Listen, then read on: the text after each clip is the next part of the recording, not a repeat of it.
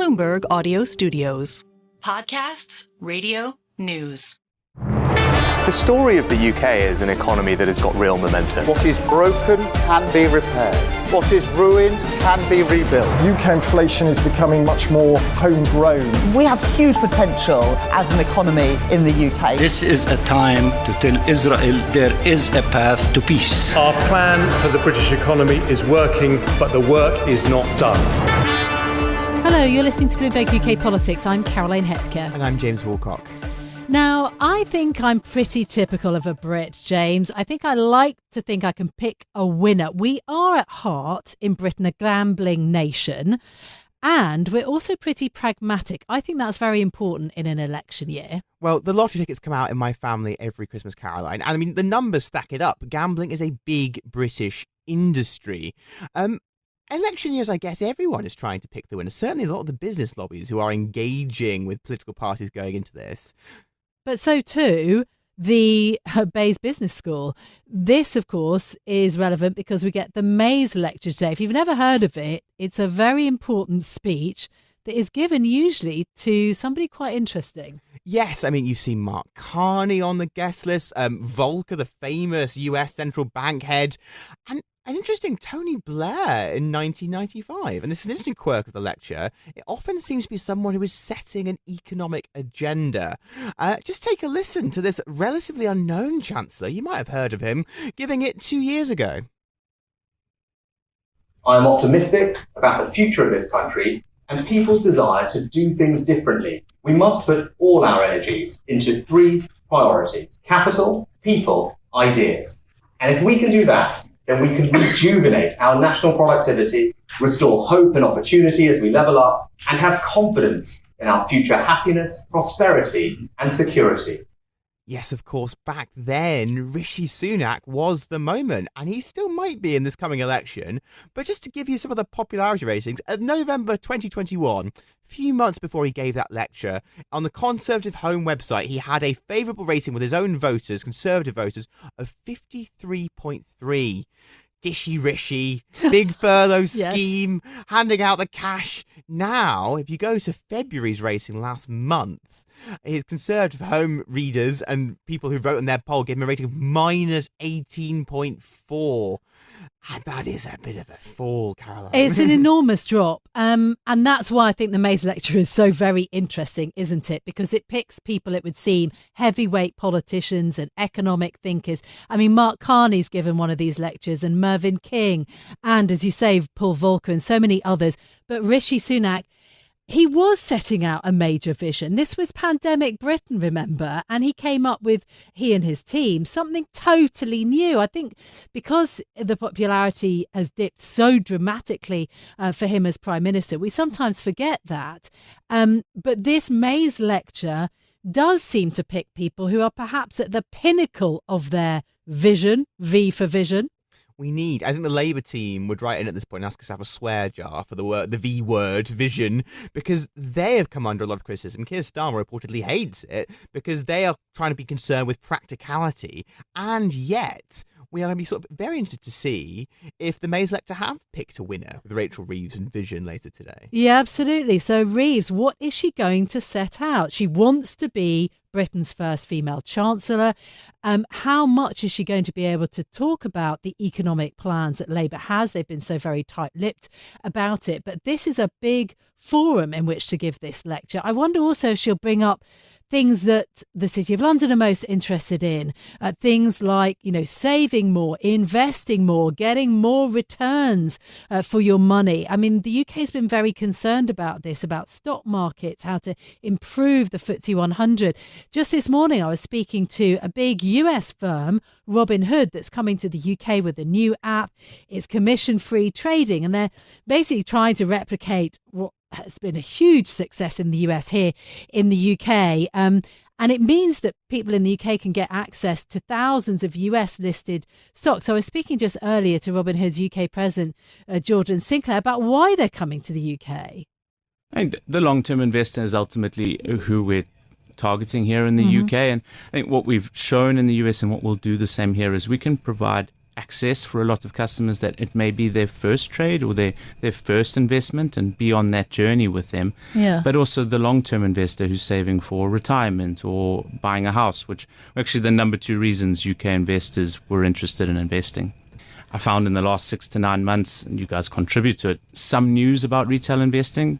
British media, not always that positive, so maybe a bit of a mix, but people are talking about it. The Chancellor's talking about it. It's in the headlines. So I do think there's a nice groundswell, and if customers can participate and kind of join that wealth accumulation opportunity that perhaps in the previous generations was reserved for the rich or the wealthy, we'd like to help them. Yeah, absolutely. I mean, there is a real idea, certainly in the Square Mile in the City of London, about there being a need for more risk-taking in order to build wealth. I mean, as you say, the Chancellor with the Mansion House reforms. What about, funneling some of the money from Robinhood into UK stocks? Is that pressure that you're feeling? It's not pressure we're feeling, but it's a customer need that they've told us, and I think that's the way to build your business, what's important to them, things like tax wrappers, things like local stocks. We've heard loud and clear, and it's on us to build a great local product, not just launch a product and be done. It's what comes next, and that's on us. Build a great product, keep iterating, and if local stocks are top of mind, that's absolutely something we'll think about. So that was Jordan Sinclair, who is the UK president of Robinhood, which is this new app. Look, the UK has so many economic issues that it has to deal with. I'm just going to be fascinated to hear what the Shadow Chancellor actually plans to do about it. But there are a lot of pluses, Carol. I mean, look, small tech companies, crypto enthusiasm. I was fascinated to hear kind of people sort of wanting to go from crypto maybe into sort of app trading stocks. We are a nation of savers, famously. And so it will be fascinating to see how this tech optimism, how far it does or doesn't play into what Reeves has to say later in her vision for the economy. Yeah, look, I definitely think it is a vote of confidence, right? Robinhood is going to use the UK as its launch platform, to get into Europe. And that wealth creation idea, I mean, surely that gets a cheer from anybody in the UK that's suffered from such a difficult 15 years where actually incomes haven't grown very much. So people can make their pound work harder, as Jordan Sinclair was saying. Maybe that's a good thing. Let's get a read then on Rishi Sunak's economic hopes now with our Bloomberg economics reporter, Tom Rees. Tom, so we just heard there an extract from Rishi Sunak's Mais lecture. Feels like a long time ago now. Rachel Reeves is due to give hers later today. Is the fact that she was picked to give this big lecture a sign that the balance of power is shifting to Labour? I think so. The Mais lecture is often, used to set out a big economic vision by politicians, and you only have to look at the list of previous speakers to kind of see its importance. We had Nigel Lawson in 1984 before, as he was setting out the Big Bang, transforming the economy then.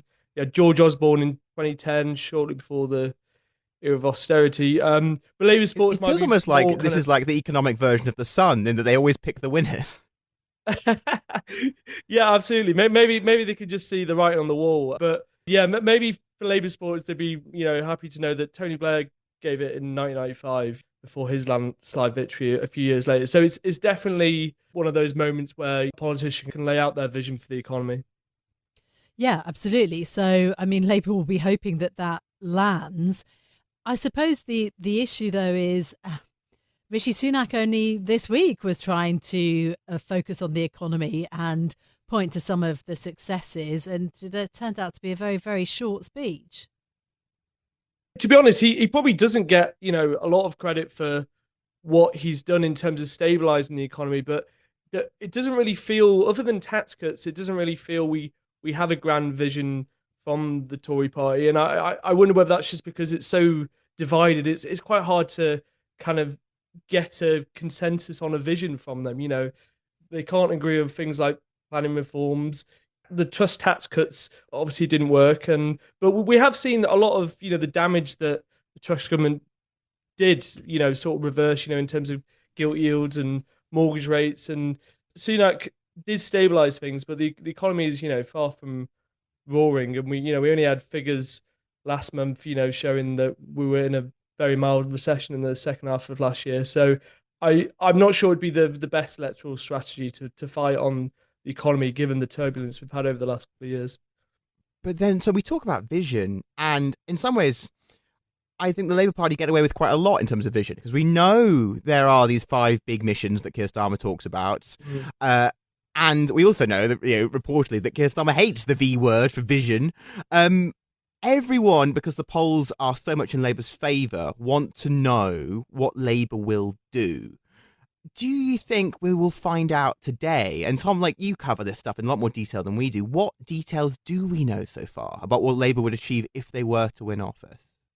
Well, the funny thing is that the very few details that we've had, in terms of what they might do to raise, what taxes they might raise to kind of generate a bit of money to boost public spending. We saw Jeremy Hunt nick in the budget earlier this month. So to be fair to them, what details they have put out that have been stolen. But you're right, that they haven't set out a huge program of very specific reforms or, tax rise or spend rise, etc. But I think maybe that's to be expected, given that we're still probably while we get the election in the autumn. So maybe we'll get more details. But I think what Reeves, the preview of the speech we're getting from Reeves today, what she's trying to set out is a bit of a vision. She's trying to set herself against the last couple of Tory governments by, promising stability, which she says can help deliver business investment and growth, and by ensuring the strength of Britain's institutions. Let's remember, the Truss government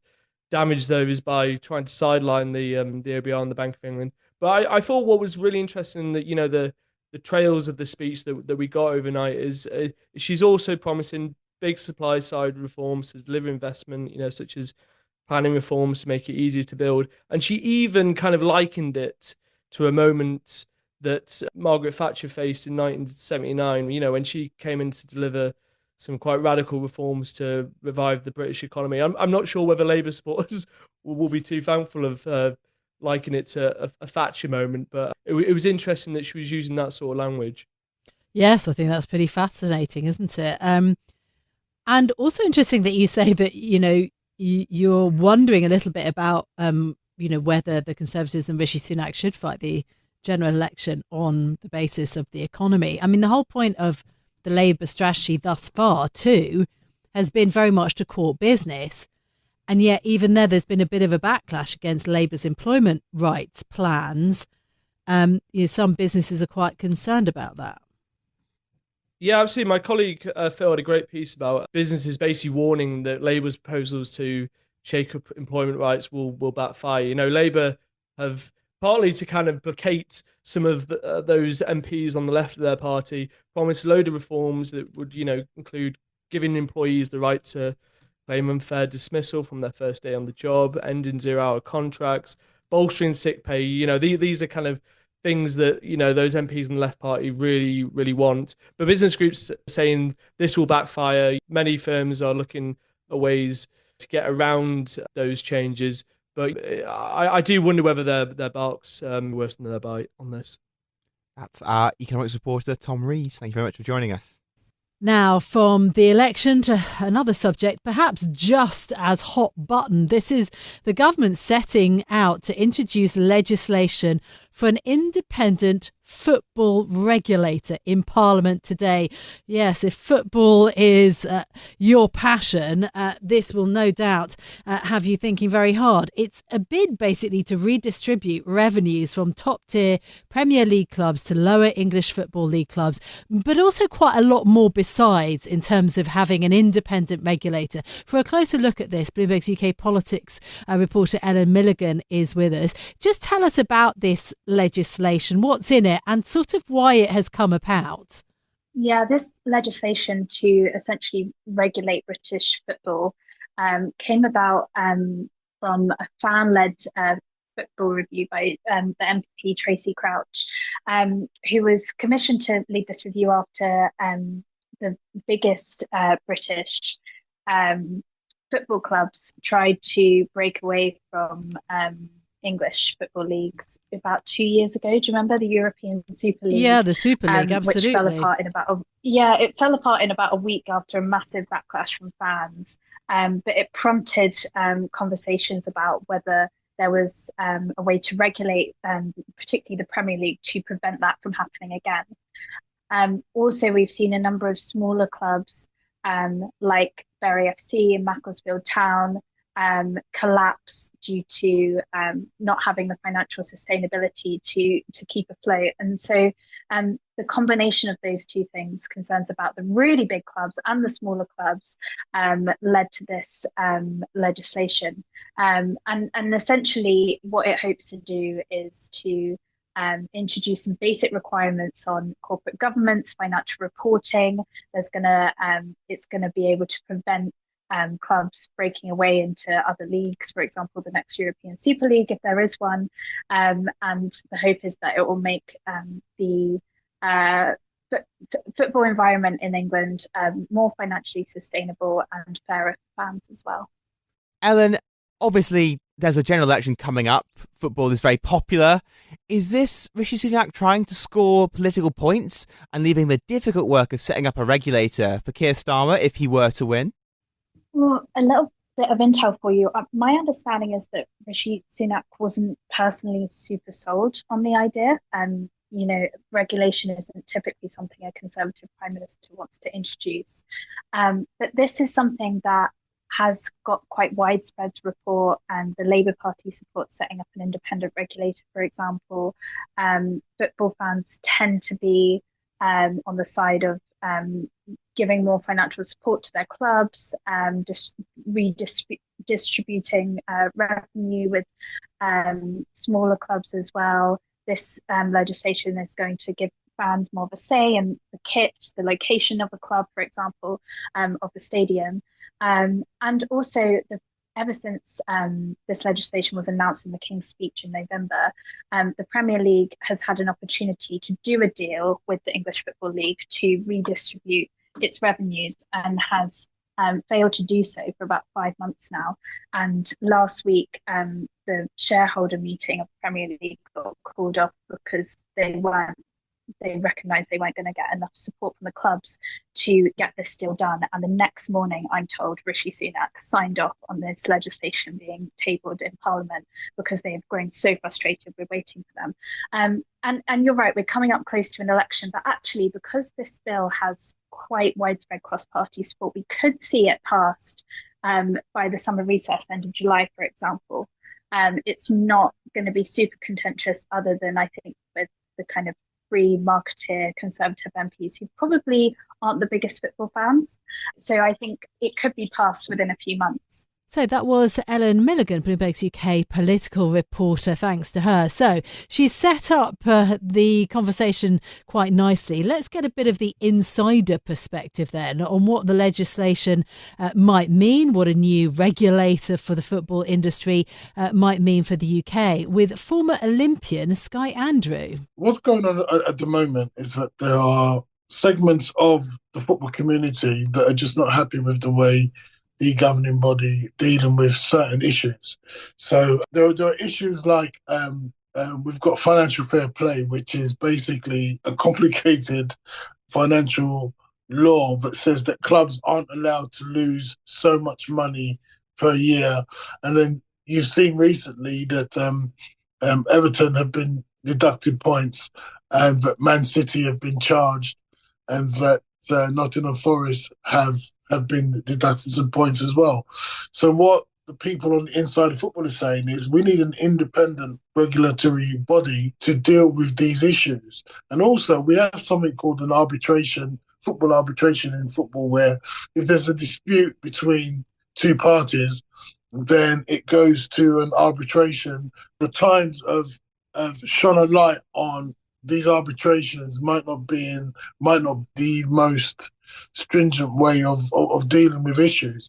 So the feeling amongst the football fraternity is that if we have an independent regulatory body, then they will come from the outside and deal with issues that everyone's talking about and that's been on the back pages. Yeah, that may be possible, but I suppose there's also a question of exactly what the regulator's powers will be. Will they be able to intervene or not? And it's not as if regulators in the UK have really dealt with certain issues, especially ones with big money involved very well. I mean, I can cite Ofcom, Ofwat, the rail regulator, the ORR. I mean, they've all had massive, issues to deal with. And when it's come down to kind of financial matters, they've not handled them very well. I mean, do you think that an independent regulator is going to be able to answer the questions, as you say, that football has? Well, I think that the people that are wanting an independent regulator need to be careful what they wish for, because the thing about football is that the business of football is like no other business. And so you almost do need people that understand football and understand the business of football to deal with it and to legislate it. So if an independent regulator comes in, the first challenge they're going to have is, how does the football business work? Now, for instance, the fans know that there's financial fair play, but most fans don't necessarily understand completely what it's about. And the thing with football, and like no other business, is that normally in a business you want to make profits, and a business is very careful about how they do their income and expenditure. But in football, the fans want the best players. The fans are not really bothered about whether clubs are in the red or whether clubs are losing millions. So, for instance, a club allegedly breaking the financial fair play rules and spending too much money and going into too much debt, for a fan, as long as they're getting the best players and they're winning, they're not really bothered about that. But the governing bodies say, look, we need to have a level playing field, and all of the clubs need to know that they can only spend so much of their budget, they can only lose so much. And that's a big issue, because now the governing body have charged Man City with so many alleged offences, and Man City are winning everything. So there are many people in football that are saying, well, what are the governing bodies going to do about it? And then so that's why people are asking for an independent regulatory body to just come in, look at everything and say, well, if there are any rules that are broken, then they'll just deal with it. Whereas there is a school of thought within the football industry that maybe the governing bodies aren't coming down on the bigger clubs. It's interesting, though, because football is this phenomenally successful UK export. It's, the country's most popular sport, and arguably, and you kind of got to the heart of this with, should it be treated like a business or something that's good for society? Should there be more funding going to smaller clubs? Women's football has potential opportunity as well. Do the big enough clubs do a good enough job of distributing their success? I mean, that's another issue, isn't it? I mean, the distribution of wealth in football, is huge. So you've got the bigger clubs, and people talk about Man City because, they're winning everything. And the money that the players earn and the money that the clubs bring in and the wealth of the owners. And then you've got grassroots football where you've got players, having part-time jobs and playing football because they love football. So distribution of wealth, it's something that is always going to be in football, because owning a football club for some people is a vanity project. And if they've got endless amounts of money, then they can come into football and they can buy a club and they can get the best players and they can pay the most money. But on the specifics of the Premier League rejecting the £900 million EFL support plan, that's the specific of it, isn't it? That actually the deal to distribute more of the money down the pyramid has been rejected. And do you think that that's going to change with the threat of a regulator? Maybe a deal would be done. You see, unfortunately, fortunately or unfortunately, is football has got a huge demand at the highest level. And it's all about demand and supply. And what we have here is that, the broadcasters like Sky and TNT Sports, they're paying billions for the rights for the Premier League. And they're not going to pay billions for the rights of the Championship. Even though the Championship is like the 5th or 6th biggest league in the world, the fact is that no one is going to make this a charity and say, you know what, we need to give the Premier League less money, we need to give more to the Championship, more to League One, more to grassroots, which is what is the general feeling of everybody in football. I'm not just talking about the fans, I'm talking about anyone that watches football will think, do you know what, more money needs to go lower down the food chain. But because of the demand and the desire for people to have the Premier League rights, most of the money is always going to go to the Premier League. So odds on, Sky, do you reckon there's going to be a deal or no deal? Where would you put it at the moment? I mean, there are certain issues why we need an independent regulatory body, right? So with arbitrations and disputes within football, I think we need to bring someone else in to actually deal with it. And if we do bring in an independent body, that body needs to be completely impartial, completely rational, and they need to look at every club as the same situation, so that no club is bigger than football. But we do have situations where some clubs, right, they get the biggest figures on TV, they get the biggest amounts of money from TV rights. The demand to watch them is incredible.